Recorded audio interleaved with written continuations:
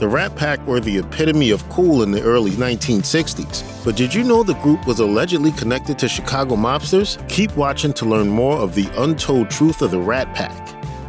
While many people know Frank Sinatra to have been the leader of the Rat Pack, he wasn't actually the one who brought together the group of men. In fact, he wasn't even the one to pick the name either. According to an article in Life magazine from 1958, the Rat Pack was founded by the late actor Humphrey Bogart, a man who refused to abide by Hollywood norms and one who had, quote, a hatred of phonies. He's looking at you, kid. As such, the Holmby Hills Rat Pack were a thrilling group of A-list rebels. As Bogart's son, Stephen, wrote in Bogart in Search of My Father, it was his mother, Lauren Bacall, who came up with the group's now iconic moniker. It turns out, after 4 days of non-stop partying in Vegas with Bogart and Sinatra in attendance, Bacall took a look at the posse and declared, "You look like a damn Rat Pack." After Bogey's death in 1957, Sinatra took over as the posse's leader, yet Bacall looked at those early days of the A-list group fondly. In the 1958 Life magazine article, she mused, "The Rat Pack really stood for something. We had principles. You had to stay up late and get drunk, and woe betide anyone who attacked one of our members." Dean Martin was known in Hollywood as the King of Cool, oozing with a sort of effortless swagger. Martin actually didn't even rehearse for his iconic comedy series, The Dean Martin Show, instead choosing to rely on his own jokes and unmistakable stage presence. Of course, this persona also worked well as a member of the Rat Pack. Considering the group was known for their alcohol-filled antics, Martin somehow became known as the posse's greatest booze hound. In fact, per biography, Frank Sinatra was even known to joke about his pal once saying, "He's got a tan because he found a bar with a skylight." According to the Desert Sun, the performer adopted his on-stage persona and would always take to the stage with a whiskey cocktail in hand. This would leave group member Sammy Davis Jr. with a running gag. Whenever he took a sip of Martin's drink, Davis would say, "If this don't straighten my hair, nothing will." And while Martin's shtick certainly worked, those who knew him best knew it was all for show. It turns out that the whiskey that Dino had on stage was actually apple juice, Martinelli brand. This is only a gag. I don't drink anymore. I freeze it now and I eat it like a popsicle. As Patty Grabeau, Martin's former backup singer, told the Desert Sun, although Dino would slur his words on stage and act like a ladies' man, in reality, he was really just a, quote, sweetheart of a guy. Joey Bishop was a Rat Pack member that wasn't talked about as much but was a crucial part of the group's success. As revealed by TCM, Bishop took an interest in singing, dancing, and music at a young age. Soon enough, by 18, he started a comedy vaudeville act with his brother and eventually began performing comedy routines on his own. By the early 50s, his comedy club routine was noticed by Frank Sinatra, who took him under his wing as an opening act. In the early 1960s, audiences were wowed by the casual banter on stage, notably from Sinatra and Dean Martin. After Bishop's death, comedian Sandy Hackett recalled, "Bishop wrote almost all the jokes they all did." As Deadline notes, it was the comedian's quippy retorts and deadpan delivery that Sinatra appreciated and was particularly useful in front of audiences. Sadly, Bishop never saw the same sort of incredible success as his pack peers. Per TCM, this meant he was generally overshadowed by Sinatra, Martin, and Sammy Davis Jr., while fellow member Peter Lawford was the brother-in-law of President John F. Kennedy. As Richard Lertzman, author of Deconstructing the Rat Pack, told Deadline, after his Rat Pack success in the 60s, Bishop became the star of his own sitcom. However, the show was an uneasy fit for Bishop. The Joey Bishop Show lasted 4 seasons. Frank Sinatra's offstage antics were closely monitored by the FBI for over an incredible 40 years, dating all the way back to the 1940s while his star was still rising. According to history, while the singer never admitted to any sort of gang ties, it's clear that he was close friends with Chicago mob boss Sam Giancana. Sinatra was also seen interacting with Anthony and Vito Giacalone of Detroit and Philadelphia mobster Angelo Bruno. So where does the rest of Old Blue Eye's Rat Pack fit into this? Well, they certainly performed in casinos owned by the mob, which the Las Vegas Sun notes was common for entertainers in Las Vegas during the group's prime of the early 1960s. While it's unclear if the Rat Pack enjoyed these appearances, their December 1962 performance at the mob-run Villa Venise in Northbrook, Illinois, must have been somewhat nerve-wracking.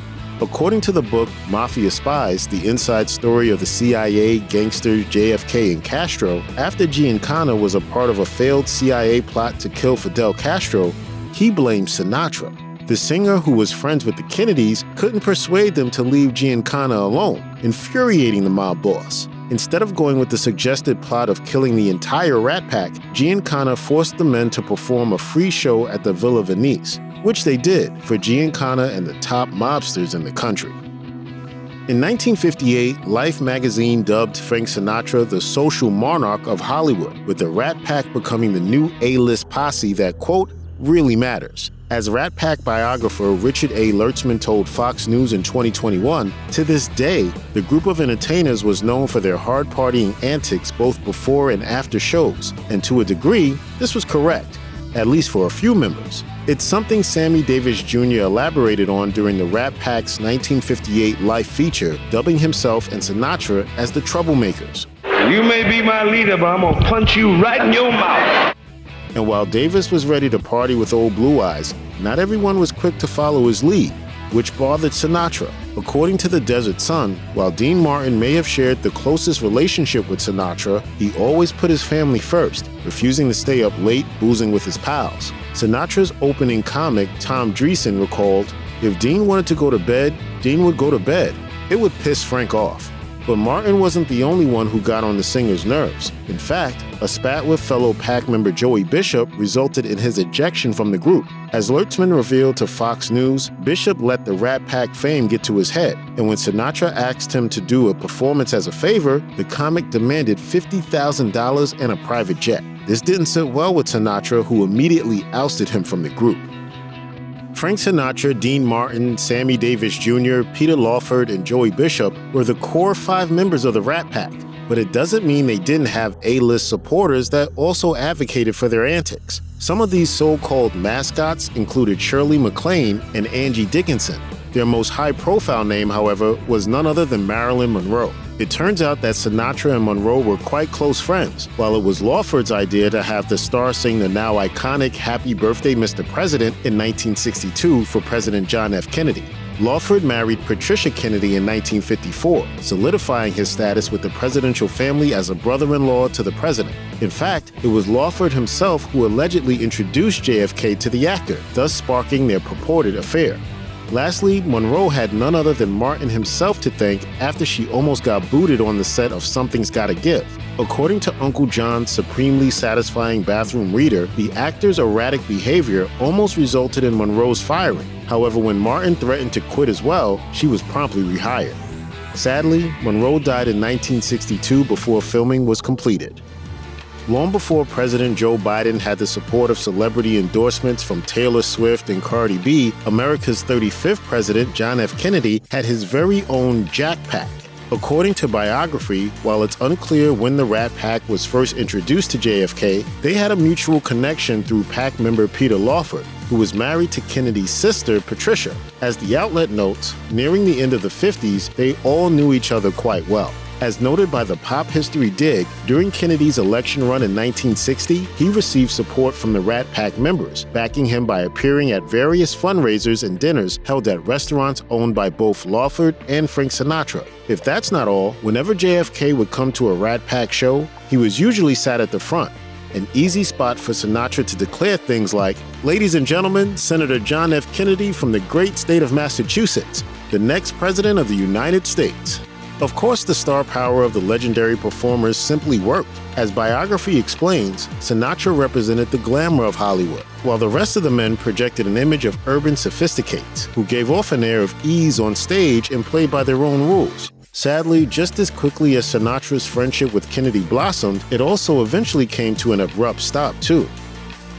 John F. Kennedy was once quite close with the Rat Pack, with the men even singing the Star-Spangled Banner at 1960's Democratic National Convention in Los Angeles. Considering the men truly supported the then presidential candidate during his election run, it came as quite a blow when their relationship suddenly changed after Kennedy was elected president. One blow came on the day of JFK's inauguration. As detailed by Fox News, it was due to Sammy Davis Jr.'s 1960 interracial wedding to white actor Mae Britt that didn't sit well with the American public, causing the singer to simply not be invited to Kennedy's 1961 inauguration. As a result, fellow Rat Pack member Dean Martin decided to forego the ceremony as well, as a stand of solidarity. In speaking about Martin's decision to skip the inauguration, Tom Donahue, director of Dean Martin King of Cool, said, "That really impressed me. He had a sense of honor."